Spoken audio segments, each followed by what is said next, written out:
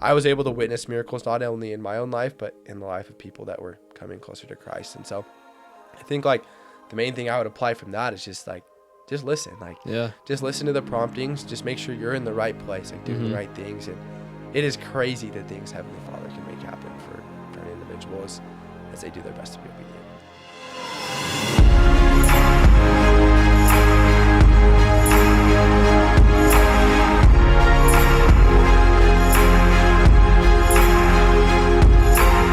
Hey everyone, welcome back to LDS Mission Stories. On today's episode, I have with me Keller. Welcome, bro. How we doing? Doing good, dude.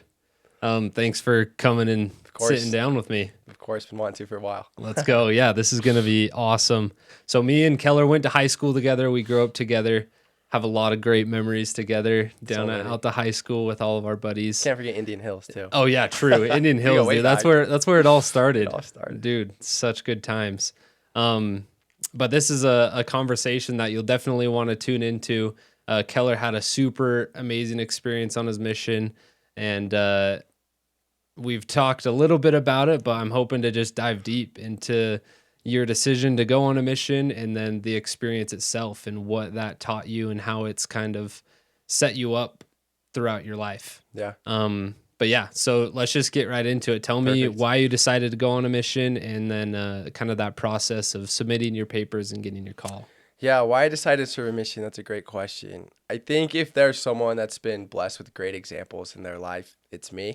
I think I wasn't ever really sure if it was something I wanted to do. But my cousins went, my dad went, all my best friends were going. And so, kind of just association by nature, I figured it was something I should do as well. Like I knew the church was a good thing.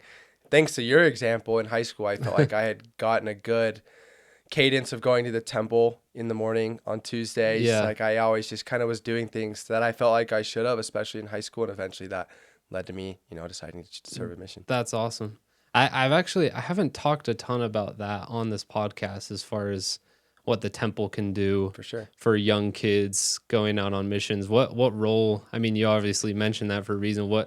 How did that help you and keep you kind of locked in? We were lucky out the high school to have that late start Tuesday morning. Yeah. So, it wasn't like we were getting up at 4 a.m. to go to the temple, but it was super nice. I think, just driving, even sometimes there was times I just sat in the chapel. Like I didn't even do baptisms. Like maybe it was too busy, but I just sat in the chapel, read a couple scriptures in the Book of Mormon. And I think aligning myself and feeling that peace, like it just gave me a little bit of spiritual momentum that I needed at that point in my life. Yeah. And that momentum obviously keeps growing. And, that did end up helping me serve a mission. But yeah, the temple was super integral. I knew it was something that was peaceful and something that was real. And, that became something I really wanted to share with people as well. Yeah. To a young kid who may be on the fence about deciding to go on a mission. Yeah. What were maybe some of the struggles that you experienced with that? Whether it's before or after you received your assignment, that kids might be dealing with now that, what's some advice you could maybe give them with making that decision? That's a great question. I don't know if this is anything I've ever even told anyone before. I think before my mission, I was super excited and I wanted to do a lot of research. Like I wanted to learn more about the church, about different things. And I think when you're searching things on the internet, you see a lot of good and you see a lot of bad. Yeah. And so pretty early, I was exposed to some anti-material before my mission. Stuff that it rattled me pretty hard. Really? I was preparing for my mission. Didn't really tell anyone that I was really struggling with my testimony from that point on. It was something I just kind of kept inside and something that kind of kept building within me.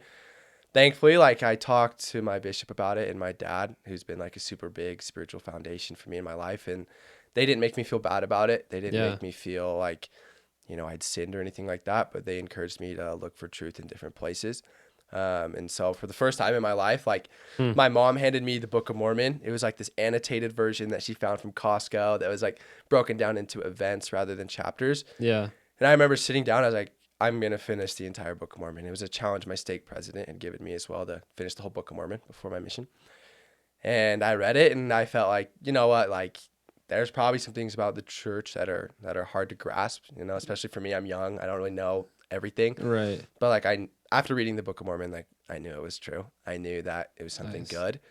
And so I think having that trial before my mission, kind of something that shook me, helped me to really feel ready when I did enter the MTC. Like I was like, okay, no, I really do believe this, and like I want to be here for that reason. Yeah, that's such good counsel, because I think nowadays, even, I mean, how long ago was that? 6 or 7 years ago, or something like that. Things have become much more accessible even since then. Way more accessible, and kids nowadays, whether they want to or not, they're being exposed to all sorts of material, whether it's positive towards the church or critical towards the church. And honestly, it's inevitable. And so I think rather than trying to shelter kids, and in your situation, it sounds like your dad and your bishop handled that really well, where it's like, lucky. Yo, like this stuff is out there. Yeah. And it's good to know how to kind of interact with it in a positive way. Yeah. I think that it should never be off limits in a way that we're hiding things. For sure.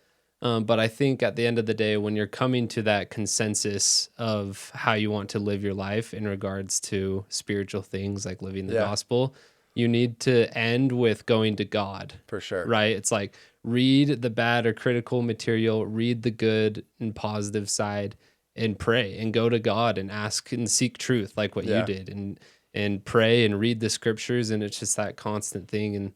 And I think where it kind of goes south, and obviously I want to be sensitive to those who have had hard situations, and, because there's a lot, like you said, there's things about the church that it's like hard to grasp with, and that's totally okay. But when people bail on God, it's just, it's hard to witness that, for sure. Considering all that he's done for us. And at the end of the day, it sounds like similar to you. Like that's the reason why you want to go on a mission, is that you've been blessed with these examples and these things in your life, and you want to go and share that. I think more than anything, like, people shouldn't be scared of questions, right? Like, it's okay to have questions, and I think the more you vocalize those questions, the more you speak to people that are examples to you, I think it's easy to find your testimony hearing someone else's testimony. I think like having shared experiences or hearing how someone else navigated a problem or found answers to their question can be super strengthening for someone going through something like that, and especially preparing for a mission in general. I love that. Yeah, that's well said. I'd love to hear, reading Argentina on your mission call. What were the feelings that you got? And from getting your call to getting to the MTC, what were some of the maybe adversity you had faced, and the excitement, just all of that? Just kind of tell me about that. Yeah, I think like Argentina was the perfect call for me. It was a super sacred experience opening my mission call. I remember I got my call, it was probably like 9:30 in the morning, and I just left school. Like, I got in my car, I drove from Sandy to the Salt Lake Temple, so like 20 minutes. I walked around the temple for a little bit, and finally I sat down and said a prayer and cracked open my mission call by myself. And it was one of the most like overwhelming spiritual experiences I've ever had. Like, it was super cool. I just sitting there, I remember I was crying, like, and I'm not someone that really has outward emotion like that, but it was super powerful. And then, I had to go back to school after that. I remember I took a math test right after. My head was in the clouds. I don't think I did super well, but that was super awesome. And then obviously being able to share like the mission call opening experience with my family was something incredible. Having like you and all my other best friends there as well, like, just an unforgettable moment. So fun. In terms of like preparing for the MTC, sometimes like I wish I would have done more, like, but at the same time, like, I think it's important to have powerful experiences with your loved ones before the mission. Absolutely. Like, I think the mission is such a sacrifice, and it's going to be a sacrifice, and so you want to be ready for it. But I think for me, the best way to prepare was creating relationships with my family, like getting closer with my siblings, having shared experiences with my friends that were going to be serving missions as well. I think that was something that really prepared me, just like being like, okay, like, I've done everything I want to in this phase of life as a high schooler, as a teenager. Like, it's time to grow up. It's time to get real, and it's time to serve a mission. And I think, reading the Book of Mormon, that was like the main spiritual thing I did. I probably wish I would have practiced Spanish a little bit more for Argentina, but no, I had that testimony of the Book of Mormon, and I had, really positive relationships with those around me, and that I felt like were centered on Christ taught attributes. And so seeing how the gospel worked in kind of a social setting with my family, I was like, even just strengthen my testimony that much more. Yeah. Being around individuals that do have the gospel, I think you can really notice a difference. Yeah. I love that because you feel a lot of pressure. For sure. You know, as you should, going on a mission. It's a big thing. But a lot of the time, I think we need to just relax and enjoy the stage of life that we're in, you know, and it's kind of ironic that I'm saying this because this is a mission prep type podcast and I want to, you know, help kids prepare. But at the same time, it's like, enjoy your time. This is like the finale of your childhood, and life it'll be better and it'll be good, but it'll never be the same. You know, you say bye to a lot of different stages in relationships that you'll never really get to experience again. And so the pressures that you feel, like obviously you want to be going to mission prep, going to the temple, reading your scriptures, going to seminary, but also just enjoy it and trust that the MTC is built to prepare you to go on your mission. 100%. Like it's crazy what they pack in those 6 weeks. I mean, me and you were side by side. Yeah, we were there together. And what a blessing to like be together in the MTC with some of our buddies. That was just like such a blessing, just when you're in such a vulnerable state, you know, like we just got stripped of our families and friends and loved ones, and we're just like in the middle of Mexico, just trying to act like we know what's up when we're so lost. We're so out of it. But tell me about your MTC experience and how that helped you prepare for Argentina. I think, like, I remember driving to the airport feeling like I was like walking on glass. Like any second I was about to break, like start crying. Like, I don't know if I can do this. Eventually, you know, I said bye to my siblings and the tears flowed. But I feel like I got on the plane and I kind of like I touched on it. I was like, okay, like here we go. Like I signed up for this. Like I know it's going to be hard. Getting to the MTC, getting to Mexico, I mean, it's just like a weird paradise in the middle of Mexico City. It's so funny. It's like so green and colorful, and there's birds and flowers and everything. It looks so cool. And like, I don't know, I feel like I was greeted with like a warm hug, like from all the missionaries. Like everyone was like, you know, welcome. I feel like kind of like you touched on, there's a lot of other vulnerable kids on the bus with me, and we were there figuring it out. I remember the first week being particularly hard. Like I was having weird like stomach issues, like the food wasn't sitting right. I think it was just like a big adjustment. I remember thinking like, okay, I just gotta wait till Noah gets here. Like 7 more days and I see someone from high school, and then 7 more days and then Bryson Fabricio gets here. Just like little milestones to get me through it. Seriously. But yeah, I think like the first week was pretty tough, and then you know that next batch of people will come in and you're like, okay, I'm not the new guy anymore. Like, you know, I've been here now, and so seriously. You know, played a lot of basketball, learned a little bit of Spanish, but the MTC was great. Heck yeah, dude.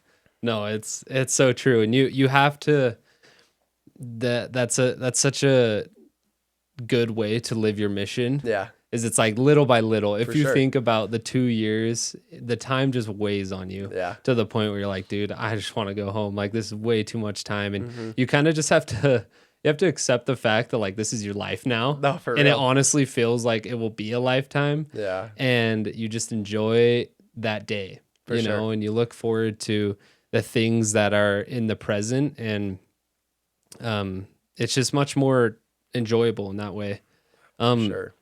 Obviously it's a very different experience what you go through in the MTC compared to the mission field. Yeah. Tell me about setting foot in Argentina and what were maybe some of the early successes and early struggles that you went through in those first few months in your mission. Great question. I think for almost everybody, it gets towards the end of the MTC and you're pretty ready to go. Yeah. Just like being in the same kind of building or location for such a long time can kind of wear on you. And so I definitely had felt that. I was ready to get to Argentina. I was in the Buenos Aires North Mission, so I was in like downtown Buenos Aires. So I land. So cool. They take us on like a little bus tour real quick. So we drive past the Buenos Aires Temple, like the stadium for River Plate, which is a big team down there that like our mission president loved and stuff like that. So that was super cool. Like a little like drive around the city. Were your mission leaders from Argentina? They're from Argentina. So that was kind of a pretty jolting experience. I get on the bus and like my mission president couldn't even talk to me in English. So like he didn't speak any English. I'm like trying to, you know, introduce myself and in broken Spanish, and it wasn't great. Yeah. But we got to the mission home, like, you know, we had dinner, and then immediately they got us with the APs, and they handed us like pamphlets of Book of Mormons, and they're like, hey, you guys are going to go contact now. Yes. Like, so we literally just got there. Like we just ate and now we're like in this big plaza in downtown Buenos Aires, like trying to talk to people. Yeah. And I'm like trying to approach people and give out, pamphlets in the best I can and like getting laughed at. And like at this point I was like, okay, like this is pretty funny. Like I can't speak Spanish.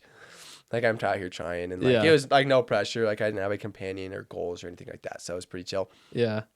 After that, like we went back to the mission home and we got our companions.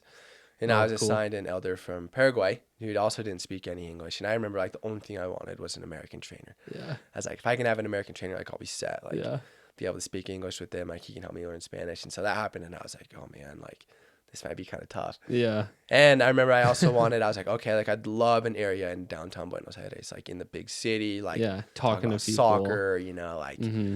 But my first area was kind of like on the outskirts, like the suburbs of the area, kind of like in the boonies, is like some missionaries would refer it to. And so we were dirty and, it was super hard. And we got to our apartment and it's me and two other elders that don't speak English. And they're like, I felt like they were all best friends. I couldn't even talk to them. So it was all three of them Spanish speaking. And they'd all been there in the area for a transfer. And I was like the new guy. And so I remember being like, oh my goodness, like this is, where am I? Like I can't speak to these guys. Like I can't even tell them what I like to eat really. And so that was like an initial big struggle, was a language barrier. But I mean, eventually it did work itself out, thankfully. Yeah. How was your training experience? Like, was your trainer helpful in helping you learn the language and the culture and all that? I think like out of probably every missionary that's ever gone on a mission, I had the best trainer possible for me. Like, I'm not even kidding. That's awesome. Like the language barrier initially was like insanely hard. Like it was super tough, but I had a trainer that taught me how to work hard. Like we were out there working all day long. I remember like some of the craziest and funniest memories of my mission were we were the only area in our mission that had bikes.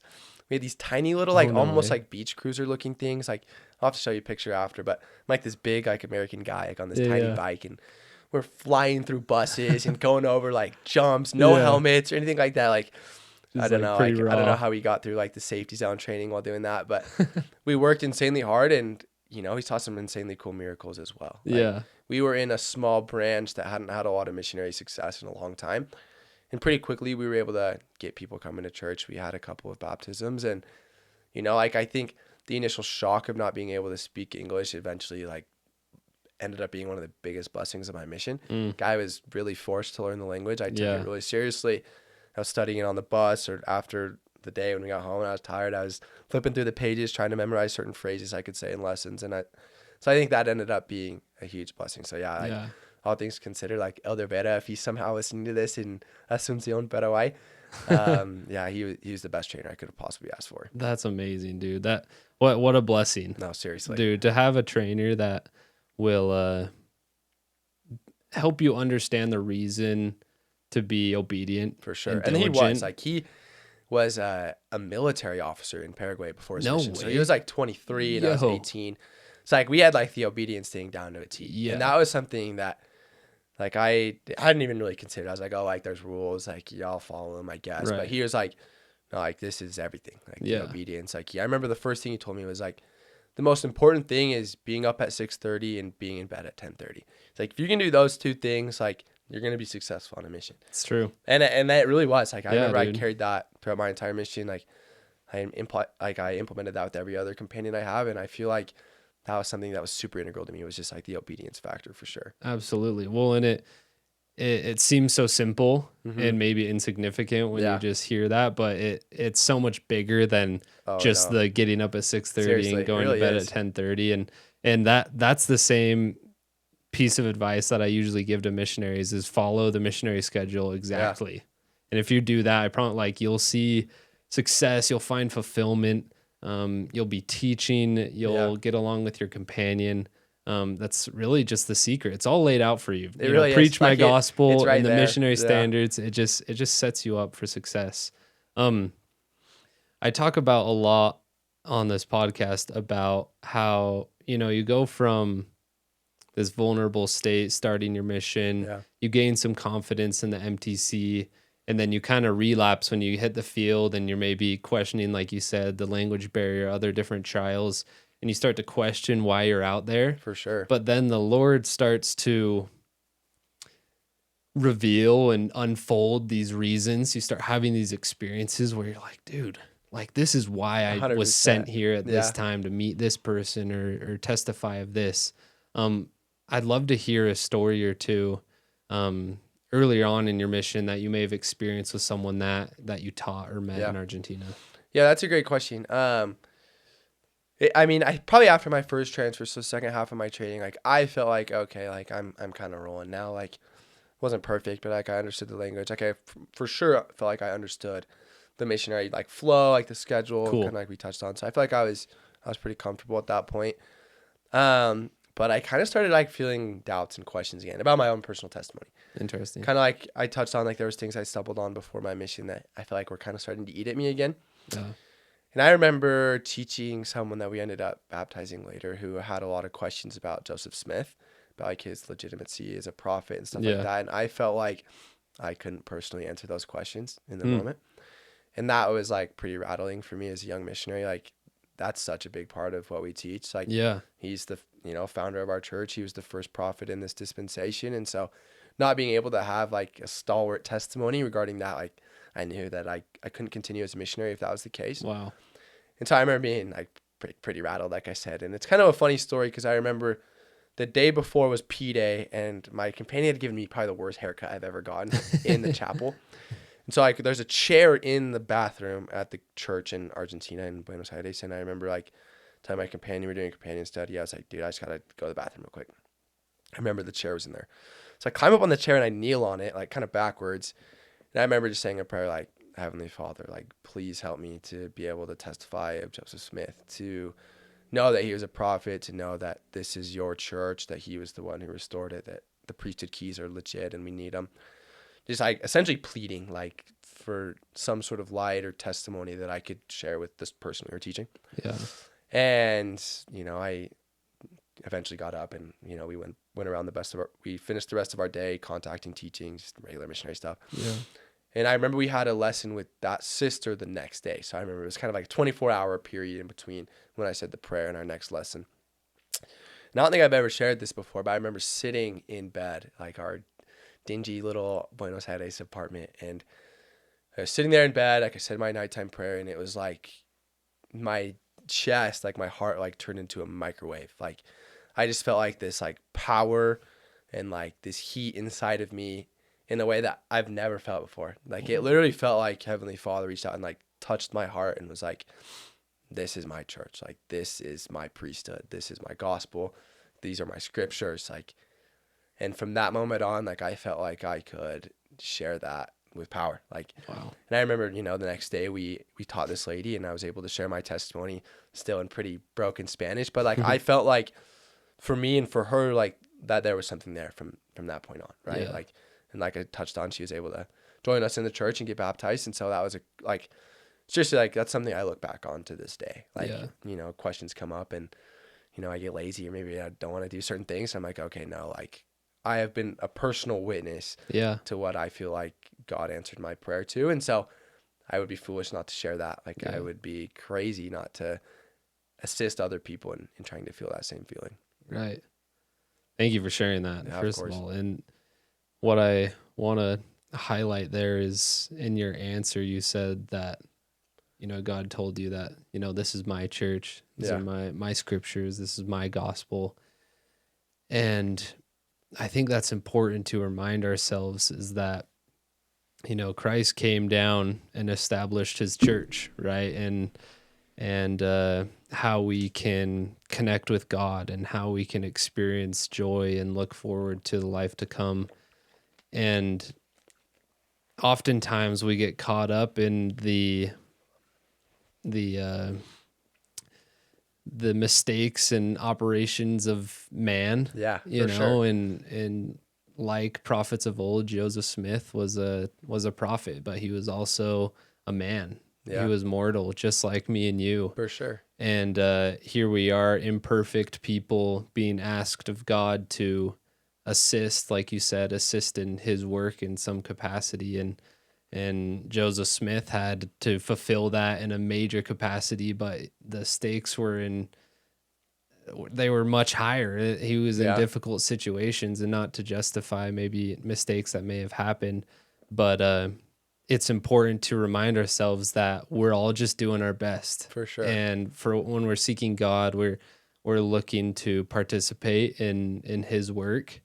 And we have to remind ourselves that this is Christ's church. For sure. And he's the one who's perfect. He's the one that we can, throw all our cards down on and rely on, because he's perfect in every way. But I wanted to draw that parallel as a missionary to, some of those, earlier dispensation prophets or missionaries, they're kind of operating under that same priesthood and capacity, 100%. Seeking God's counsel.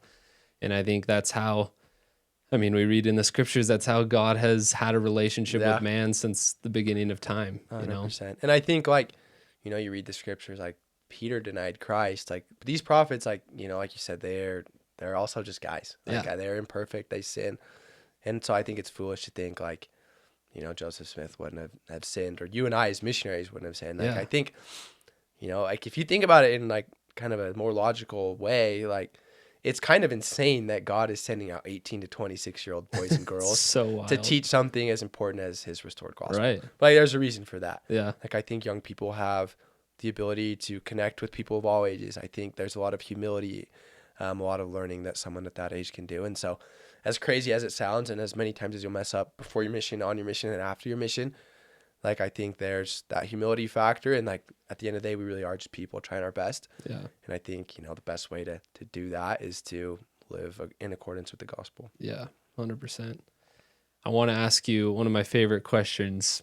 I kind of set it up as if, later in life, you're sitting down with your posterity, you have a group of your grandkids, and they sit down and say, Grandpa, what was your mission like? Tell me a mission story.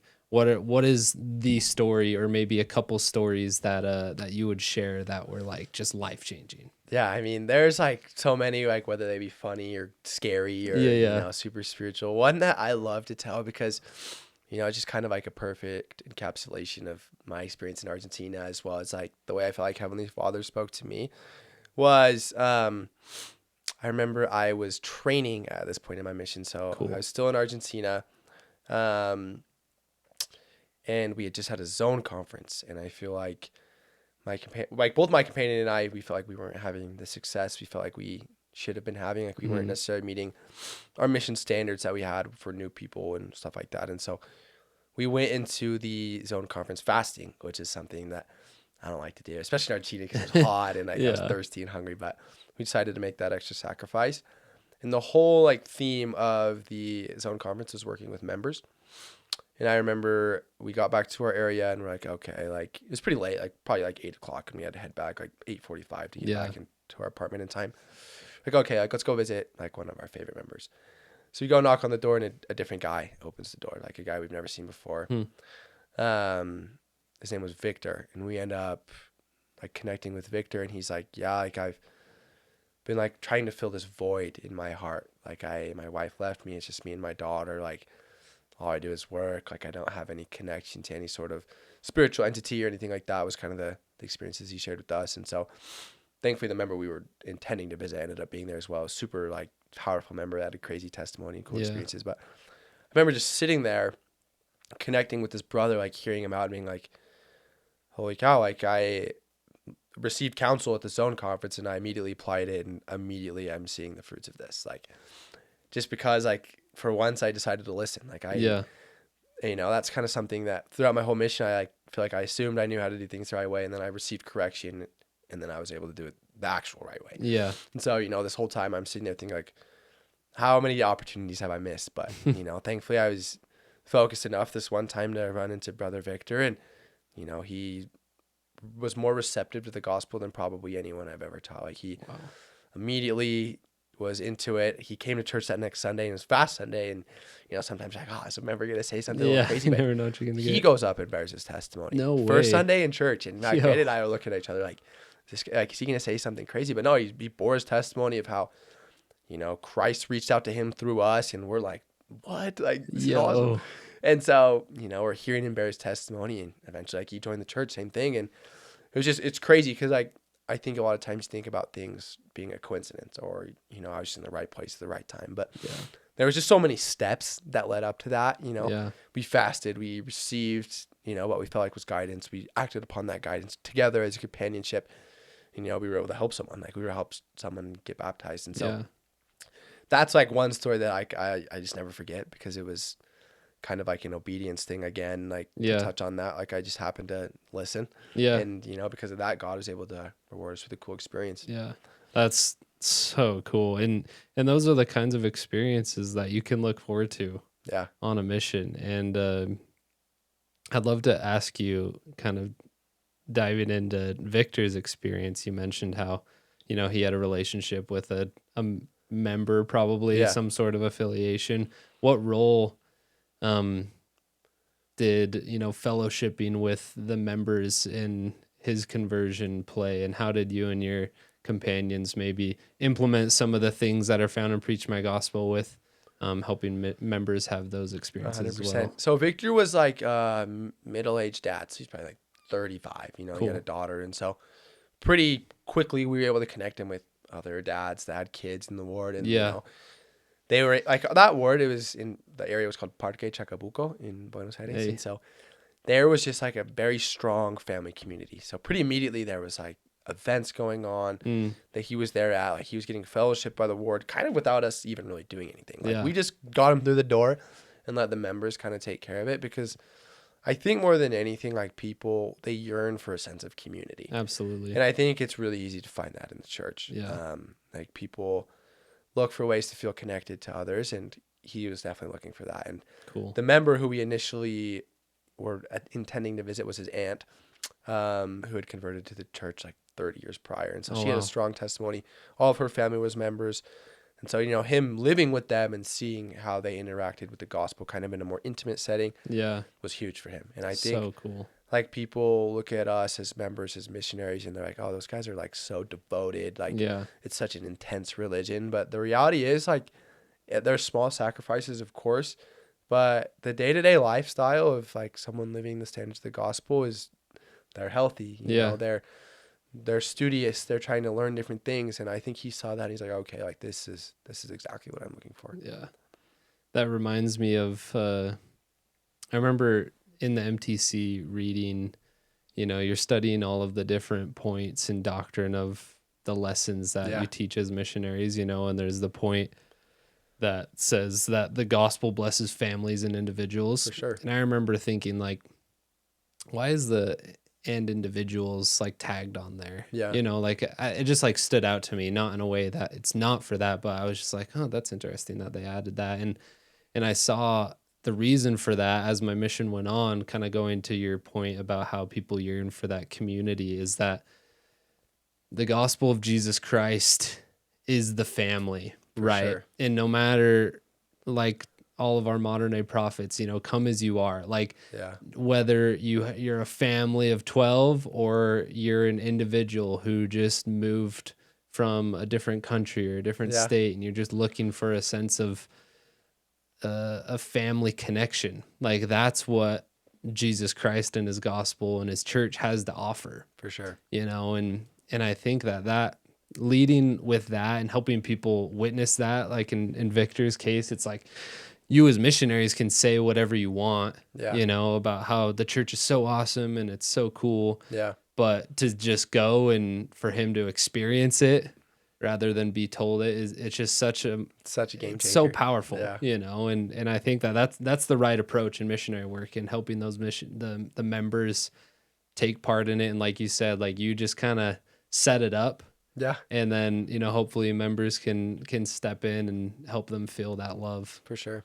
Love to hear another story or two, and we can wrap up in a minute. But yeah, if you have another story or two of more people, I could go on all day. Take all you need. I've touched on it a couple of times, but I feel like, a lot of my mission was me finally feeling like I got it right, and then that not being the case. And so, after like 8 months in Argentina, I got stuck with COVID. Like I received a call that, I'm going home. That's like right, 8 months into my mission, I finally am comfortable. I feel like I'm speaking the language well, and just like that, I'm out. Like I'm back home. Like COVID, I can't even do anything. Like, how fast was that? I know it was different for different people, and I mean, all of you guys who are in foreign countries, I got to stay luckily, but I know for some it was like, yo, shut down, and then 24 hours later we were gone. For us, the process was a little different. Like COVID was, getting bigger. People were starting to hear about it. Mm-hmm. So we were shut down, and so we were in our apartment, so we couldn't teach. Like we didn't even have smartphones at this point in my mission. So we're like making calls on this like tiny Nokia, like trying to do whatever we could. Yeah. Members were like thankfully bringing us food because like we literally could not even like leave. It was pretty crazy. And then about like 8 days into that, so we were like locked up for like 8 days. We could call like, okay, like all foreign missionaries are going home. And like that's kind of all we heard. So we didn't really know what the process was going to look like. And so we got that call in the morning, and then like at 5 o'clock, they're like, you need to be ready by like 6. Like we're coming to pick you up, and you're leaving like the next day. So we hurry and get our stuff, and they take us to the temple.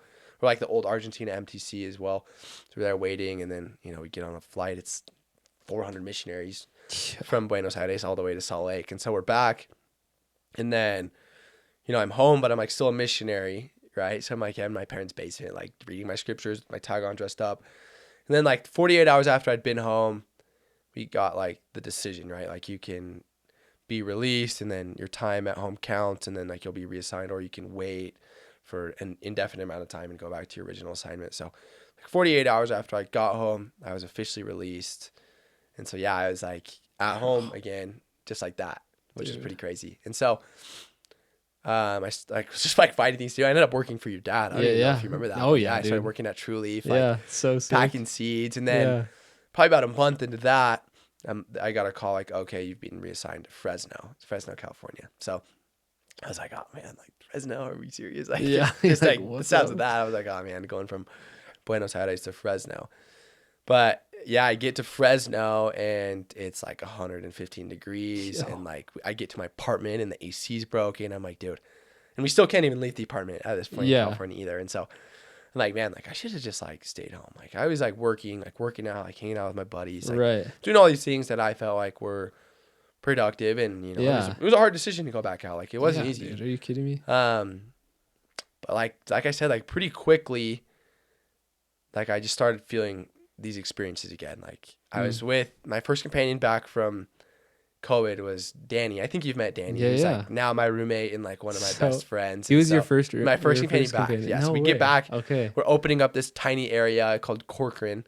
Okay. Like super south of Fresno, like pistachio town, like town of like 8,000 people. Wow. And like pretty quickly we're connecting with members. We're finding people to teach. And then it was just like, it took a minute for the wheel to get going again, but like it started going. And then the biggest experiences I had after were in my next area in Turlock, which is like another small city, but I was lucky enough to be a YSA missionary. Cool. And, I had different responsibilities, and, I had never worked with young people before in my mission. Like I feel like everyone I taught in Argentina was, like really adolescent, like, someone 8 to 15 or like older people or adults, but like I was working with people my age. Yeah. And, I think during COVID, we had the unique opportunity to use social media in ways that I never had used it before. And so we're connecting with people. And like in that area, I don't think I'd ever felt the Lord's hand guide me as much as I ever had. Really? Like we had this whole stake. It's probably like 2 hours driving one side to the other. So it was a huge area. Yeah. And like during COVID, I just feel like people in general were yearning for that sense of community. Yeah, and like they wanted to feel spiritually connected to God and to their peers and to church members. And so members that had also just gotten sent from their missions were referring us people. Like we were teaching friends of people, and we were helping reactivate different individuals. And because of that, like pretty quickly, the YSA branch that we had in this area like was super strong. Like activities were awesome. People were coming to church, and I don't think it's anything that I did. I just happened to be obedient and listen to promptings and work along those work alongside those that I was with. And because of that, like I was able to witness miracles, not only in my own life, but in the life of people that were coming closer to Christ. And so I think like the main thing I would apply from that is just listen, just listen to the promptings, just make sure you're in the right place, like doing the right things. And it is crazy the things Heavenly Father can make happen for an individual as they do their best to be obedient. Yeah, dude. He'll always come through, and yeah, like you said, something that our buddy Baylor says all the time is it's like he just showed up. Like you just show up. I know, seriously. Like that's all the Lord is asking us, is to show up and to be in the right place spiritually. And he'll use us, and he'll help us help other people. Yeah. And I love that you bring up, COVID. I totally, it's just such a crazy thing. It's like, it's almost like it didn't even happen. Seriously, it was this crazy event. Well, and I have so much respect for you and so many of our buddies that did the same thing. I'd like to say that I would have handled that, but I don't know if I could have gone back out, dude. Sure. Like that's it just shows where your heart is, and so I applaud you and respect you for that, because it takes a lot of courage to do something like that. 100%. But the Lord comes through. I'd love to hear, because now, I mean, it's all kind of coming back to me now. Yeah. I mean, obviously you had a cool experience in Fresno, but then you eventually went back to Argentina, right? Yeah, so I was Tell me about, I mean, you can't go from like the contrast, I imagine, like missionary work in downtown Buenos Aires to middle of the desert Fresno is probably so insane. Like it could not have been more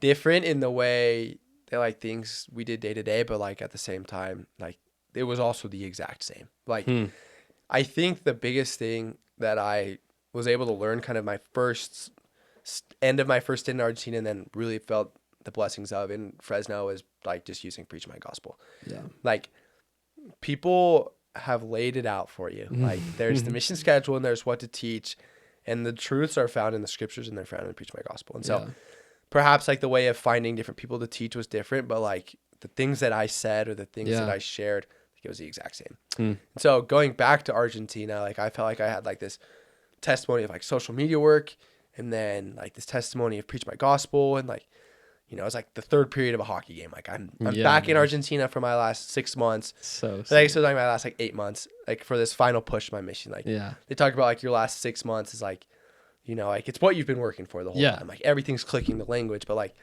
it almost felt like I was starting over again. Like I'm back in Argentina. Like I didn't know any missionaries there anymore. Like all the ones that I had known were either home or still in the States. I was just lucky to be able to go back because I'd gotten like my Argentine citizenship. So there's only like 8 of us that could go back. Oh, no way.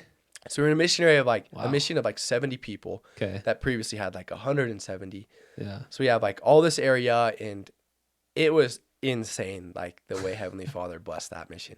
Yeah. Like they were running ads that was like sign up for a free, like to learn how to say a prayer, or sign up how to get a Book of Mormon. Yeah. And the COVID regulations in Argentina were pretty tight still. Like when I went back. So it was finally opening up in California. Then I was back, like kind of in lockdown again. So how long from when you left Argentina to when you're back?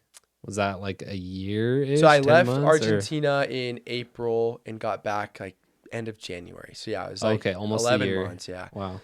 So yeah, it's kind of been a minute. Yeah. But yeah, it was just me, like a few other Americans, and then everyone else in the mission was from Argentina. Yeah. So I had Argentine companions again that didn't speak English, which I was like thrilled for. You're hyped at that point. I'm ready to like nail down the Spanish thing. But like we were getting like 10 to 15 referrals a day just from the church. Like no way.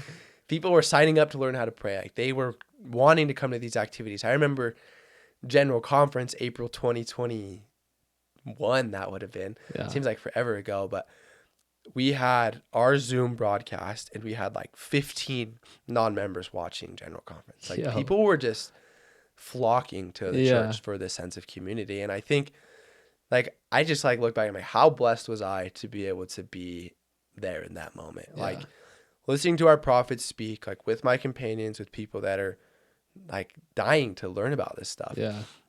And so I was crazy going back. Just like, I really felt like the Lord throughout my entire mission was just like keeping me on my toes. Like finally I would get comfortable in a place, whether that was, an area that was Spanish speaking in Fresno, and then to a YSA, and then YSA back to South America, and then back from certain areas in South America to the capital where like I'm in downtown again, like doing completely different things. And it just like, it was really cool just to see how different an experience can be, but how similar it can be in the same way. Right. Like, we're teaching the same gospel. Like, people are connecting to the Book of Mormon, and that is really what it's all about, whether it's location or language or anything like that. Like the truth that I felt and the testimony that I feel like I gained and watched other people gain, like that was the most special thing in my mission for sure. So powerful, dude. I I want to emphasize your stoke and your excitement of just the ripple effects that the pandemic had on missionary work. For sure. And it sounds like, sounds like you have a similar perspective or experience to me. Obviously it was a weird time to be a missionary, 100%. But it was so awesome at the same time. Seriously. And in my opinion, it was so it's such a big part of God's plan in missionary work in this day and age, because it forced us to do things different. We had to adapt. We've been doing missionary work for the same, in the same exact way for 200 years.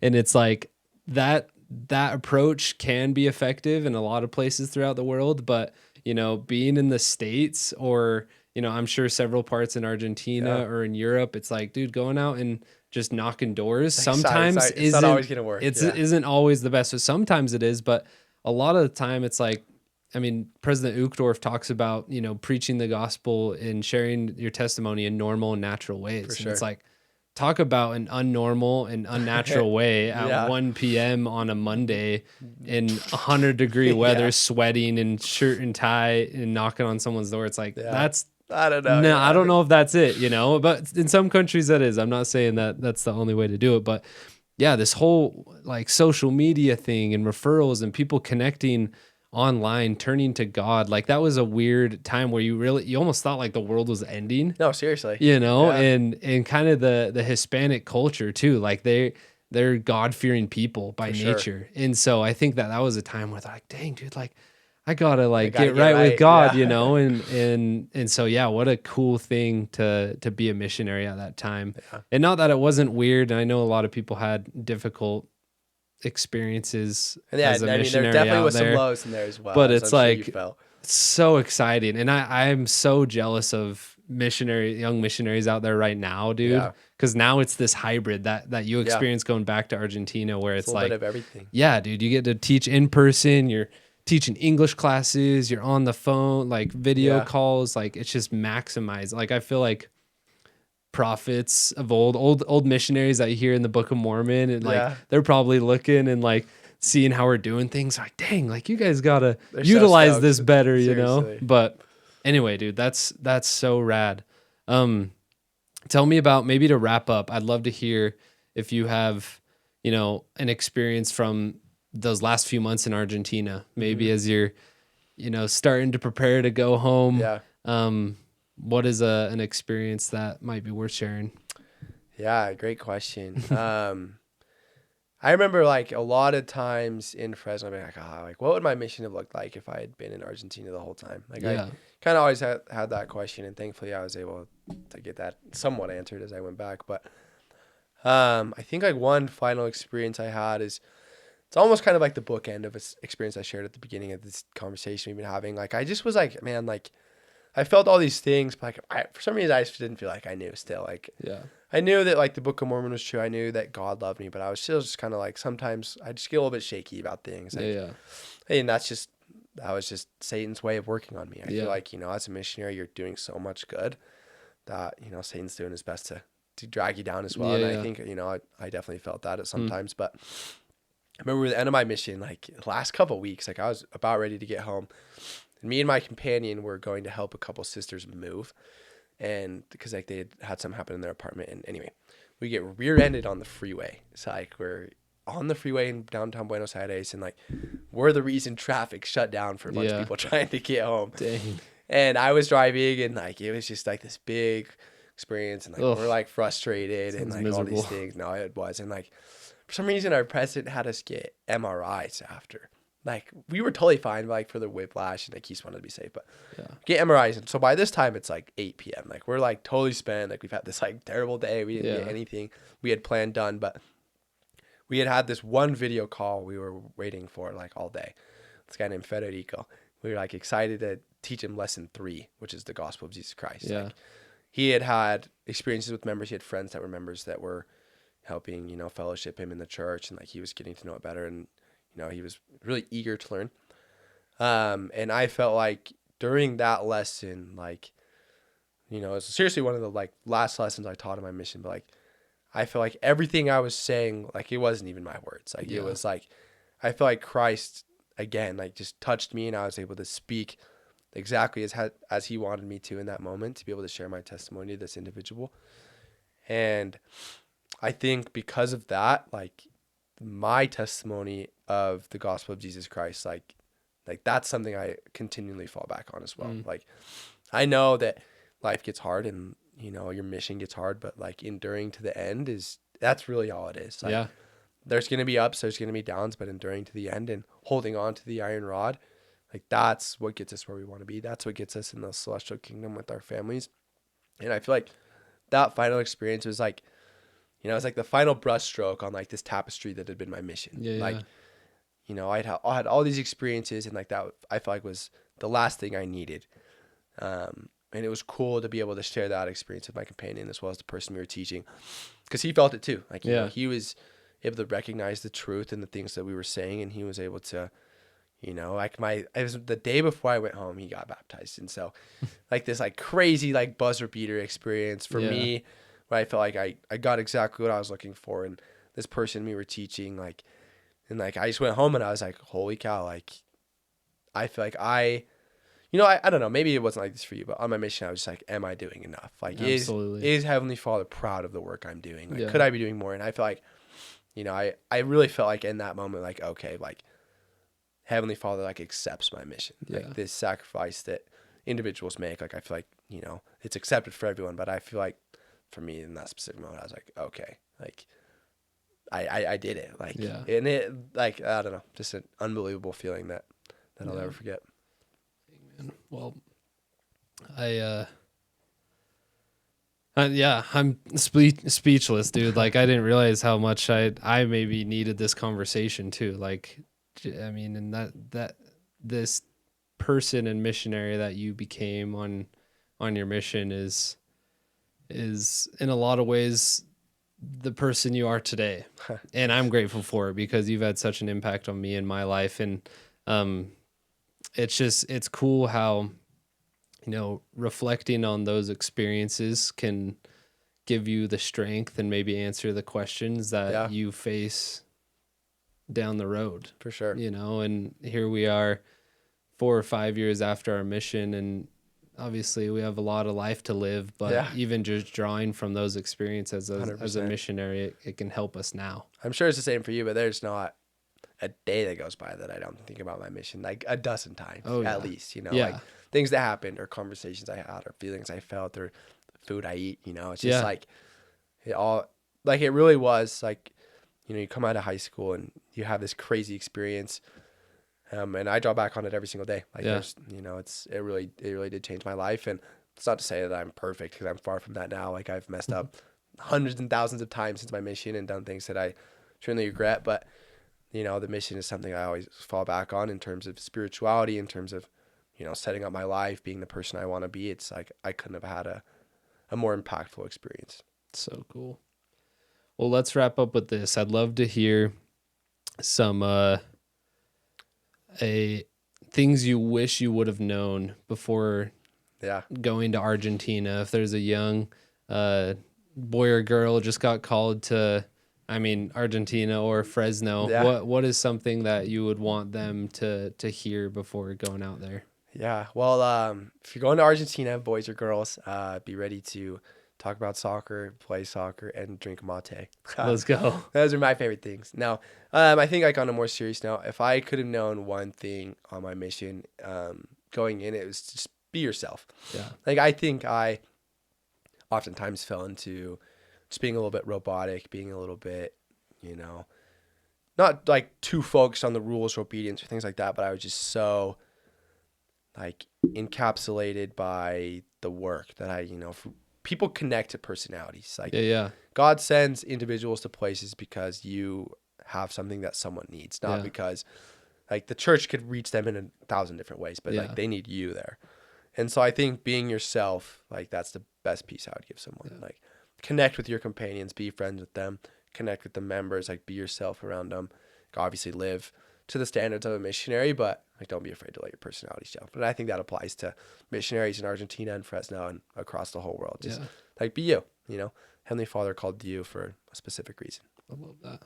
So powerful, dude. I that's the perfect thing to end on. And just to echo what you said, that when we talked in the beginning, we talked about the importance of obedience and in following that missionary schedule. And a lot of the time, I think kids misunderstand that for sure means you need to sacrifice being yourself. Yeah. But there's an amazing blend you can find, 100%. you know, where you find the reasons as to be obedient, but you can still express yourself in the ways that you feel are important. You can share your skills and talents that God has given you, you know? And so, dude, Keller, you're the man. Seriously, thank you so much. That was seriously one of the coolest conversations I've had so far. So thanks for taking the time. Appreciate it. Of course, anytime, man. Bang. Well, this has been Keller serving in the Buenos Aires North mission. Thank you all for watching, and we'll catch you on the next episode.